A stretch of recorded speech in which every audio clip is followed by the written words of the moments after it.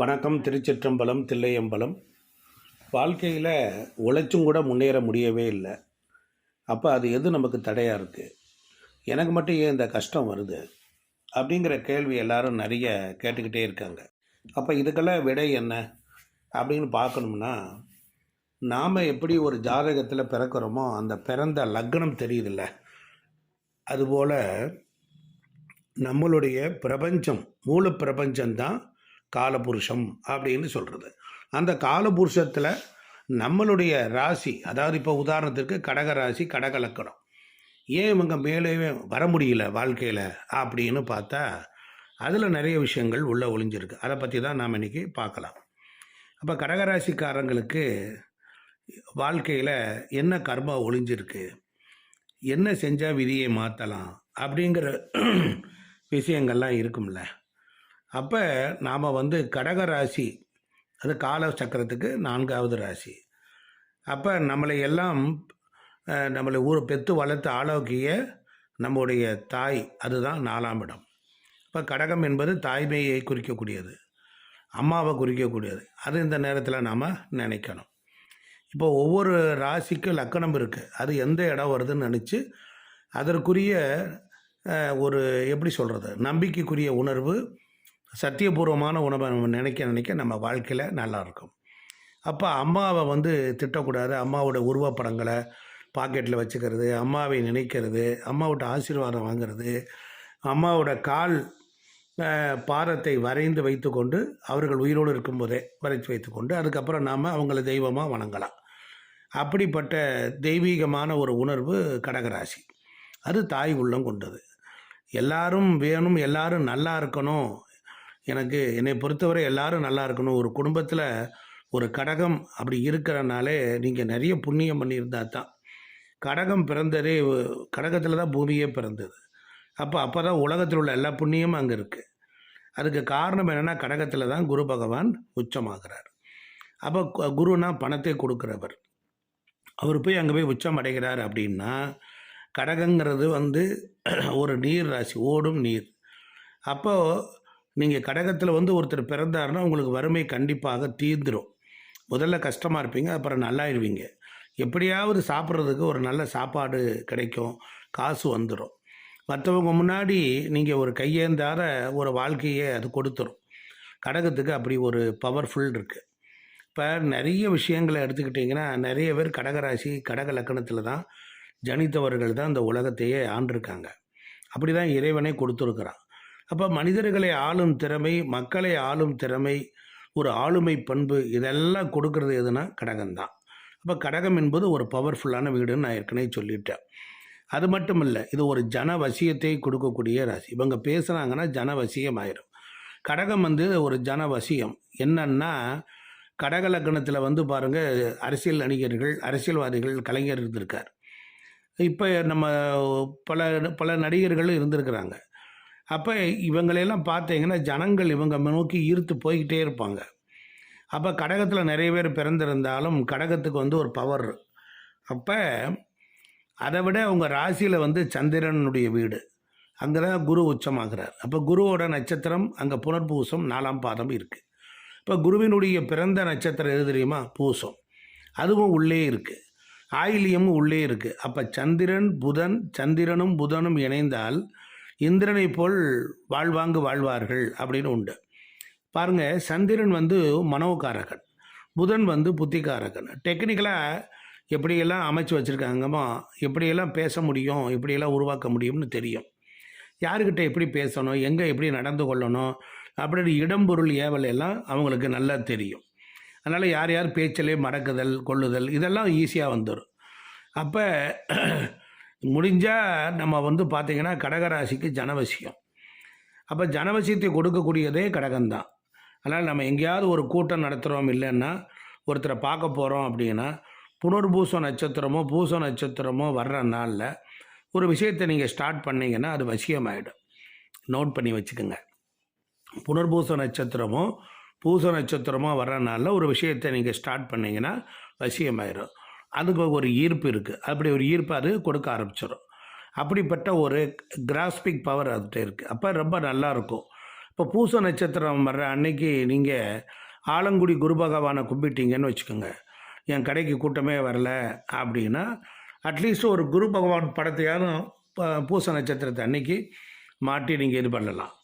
அப்போ பூச நட்சத்திரம் வர்ற அன்னைக்கு நீங்கள் என்ன நட்சத்திரமே வேணாலும் இருக்கலாம், தப்பு இல்லை. பூசத்தில் வர்ற அன்னைக்கு ஆலங்குடி போயிட்டு வாங்க, இல்லை திருச்செந்தூரில் போயிட்டு முருகரை பார்த்துட்டு வாங்க, இல்லை பக்கத்தில் இருக்கக்கூடிய ஒரு சிவன் கோயில் இருக்கிற தட்சிணாமூர்த்திக்கு ஒரு மாலை வாங்கி போட்டு பேராசி நட்சத்திரம் சொல்லி ஒரு தீபத்தை ஏற்றிட்டு வாங்க. இப்போ ஒருத்தருக்கு வந்து ஒரு கிளைண்டே ரொம்ப குறைவாக வர்றாங்க சார் எனக்கு ஆஃபீஸில் அப்படின்னா, கடகராசியில் பிறந்தவங்களுக்கு எங்கே உழைக்கிறோம்னா அங்கே உச்சமாக இருக்குது குரு. அப்போ பணத்துக்காக அவன் ஓடிக்கிட்டே இருப்பான். ஏன்னா சரராசியாவது ஓடிக்கிட்டே இருப்பான், கௌரவத்துக்காக அவன் ஓடிக்கிட்டே இருப்பான். எனக்கு இதுதான் சார், எனக்கு கௌரவம் போச்சுன்னா என்னால் வாழ முடியாது, நான் இப்படித்தான் சார் அப்படின்னு ஒரு கெத்தாக ஒரு யூனிக்காக வாழ்கிறாங்க பாருங்கள். அந்த ராசியெல்லாம் போய் பாருங்கள், அங்கே இருக்கும். அப்போ இந்த கடகராசிக்குள்ளே போய் பார்த்தீங்கன்னா சனியும் அங்கே ஒரு நட்சத்திரம் இருக்குது, அதுவும் நம்ம வரும். அப்போ கர்மான்னு வரும்போது அங்கே சனி உள்ளே வந்துடுறாரு இல்லையா. அப்போ கடகத்தில் பிறந்தவங்க பாருங்கள், நண்பர்களால் வியாபார ஒரு கடகம் இருக்காது. ஏன்னா இங்கே யாரெல்லாம் இங்கே வந்து க்ளோஸாக இருந்து பகையாறுது பாருங்கள், எல்லாமே கடகம்தான். ஏன்னா புதன் சனி நண்பர்களால் ஏமாறுறது. இப்போ புதனுடைய நட்சத்திரமும் சனிக்கு அப்புறம் புதன் வர்றார். ஏன்னா அந்த வீட்டில் சொல்கிறேன், ஆயிலிய நட்சத்திரம் இருக்கு இல்லையா, அப்போ புதன் சனி நட்சத்திரம் இருக்குது. அதாவது புதன் சனி சேர்ந்தாலே வந்து ஒரு கடுமையான பேட் கர்மா. ஏன்னா அது காலச்சக்கரத்துக்கு பாதகாதிபதி யார், சனி. காலச்சக்கரத்துக்கு 6 அவன் 2 பேரும் ஒன்றா சேர்ந்தால் ஒரு கடுமையான தோஷத்தை அவங்க கொடுக்காமல் போக மாட்டாங்க. மேக்சிமம் இது மாதிரியான சீக்ரெட்டான விஷயத்தை வெளியில் சொல்லக்கூடாது, பட் நம்ம அமைதியாக வெளியில் சொல்கிறோம்.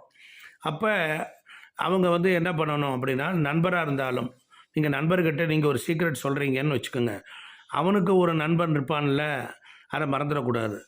அப்போ உண்மை என்னங்கிறத சீக்ரெட் சொல்கிறேங்கிற பேரில் சொல்லிவிட்டு மாட்டிக்கக்கூடாது. இதை நம்ம கரெக்டாக மெயின்டைன் பண்ணோம். அப்போ சனி அங்கே வந்து உட்கார்ந்துருக்கிறது, காலச்சக்கரத்துக்கு சனி பாதகாதிபதி, அவர் வந்து பூசங்கிற பேரில் உள்ளே உட்கார்ந்து உங்களை கெடுக்கிறார். அப்போ 6 புதன் 12 குரு இங்கே இந்த கடகத்துக்கு மட்டும் ஸ்பெஷல். என்ன தெரியுமா, 6ஆம் இடத்துக்கு அதிபதியான புதனுடைய நட்சத்திரம் ஆயிலியம், 12ஆம் வீடு காலபுருஷத்துக்கு 12ஆம் வீட்டுக்குரிய குரு பகவானுடைய நட்சத்திரம் புனர்பூசம் 4.